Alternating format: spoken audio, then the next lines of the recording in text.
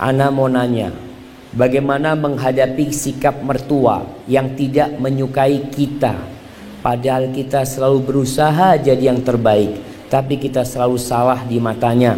Dan termasuk sifat mertua, dan termasuk sifat apakah jika mertua selalu ikut campur di dalam rumah tangga kita, dan soal sepele pun beliau ikut campur, seakan-akan kita nggak becus jadi istri. Jazakallahu khairan. Assalamualaikum warahmatullahi wabarakatuh. Kita itu ada kuliah pranikah. Jadi ada kajian yang diadakan sebelum pernikahan. Untuk siapa? Untuk siapa jemaah? Untuk remaja-remaja, untuk gadis-gadis. Ternyata setelah baca ini perlu ada kuliah pranikah buat orang tuanya. Ini kan buat gadisnya, buat remaja. Nih embok-emboknya ini perlu dikasih kajian. Kalau sudah menikahkan putrinya, itu ada anak orang lain di rumah umpamanya, harus tahu dia baru belajar jadi istri. Baru belajar. Biarkan dia jatuh, biarkan dia tergores, biarkan dia terluka, nanti bisa jadi istri yang baik. Kalau ibunya sudah 20 tahun jadi istri, ini mertua udah 30 tahun jadi istri. Makanya kalau kita lihat anak kita ketika belajar naik sepeda, dia akan terluka, dia akan terjatuh, tapi lama-kelamaan dia akan jalan sendiri.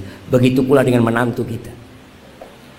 Ketika dirasakan dia melakukan kesalahan, sudah biarin. Kalau kesalahannya apalagi dikatakan remeh, coba.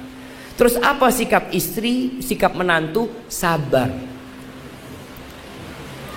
Udah nggak tahan, sabar. Apabila suamimu baik, engkau bersyukur.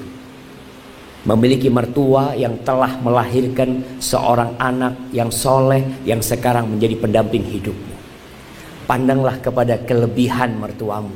Pandanglah kepada anaknya yang sekarang bersamamu.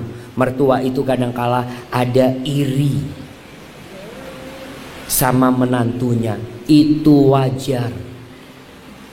Mertua itu kadangkala dia lagi makan, ngelihat anaknya sama istrinya berduaan ngobrol, dia lihat, ya Allah, diambil anakku sama dia.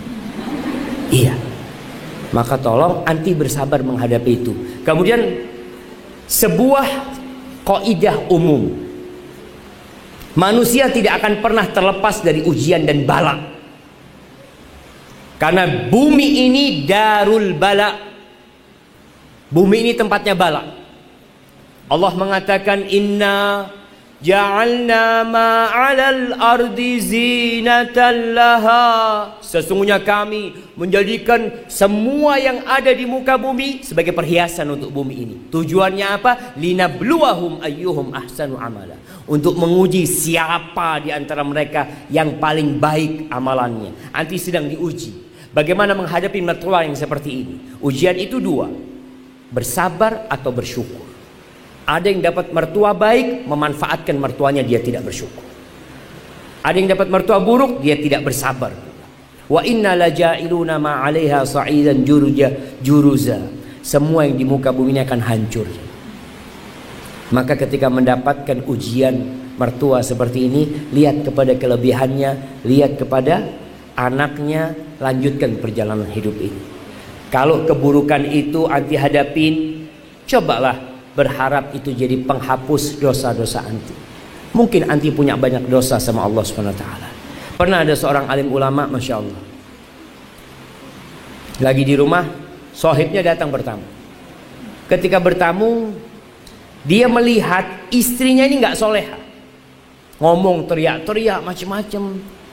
Kata tamunya kepada sahibnya ini, kamu kok nggak ceraikan istrimu kayak gini? Carilah istri yang lain yang lebih baik. Apa kata alim ulama ini? Aku takut istriku ini azab Allah buat aku di dunia, karena dosa-dosa yang aku lakukan. Dan aku khawatir kalau nikah dengan wanita lain lebih parah dari yang ini. Ya sudahlah, yang ada dinikmatin, kata dia. Dan Masya Allah, ketika orang memandang kepada sisi yang lain, dia akan bisa bersabar.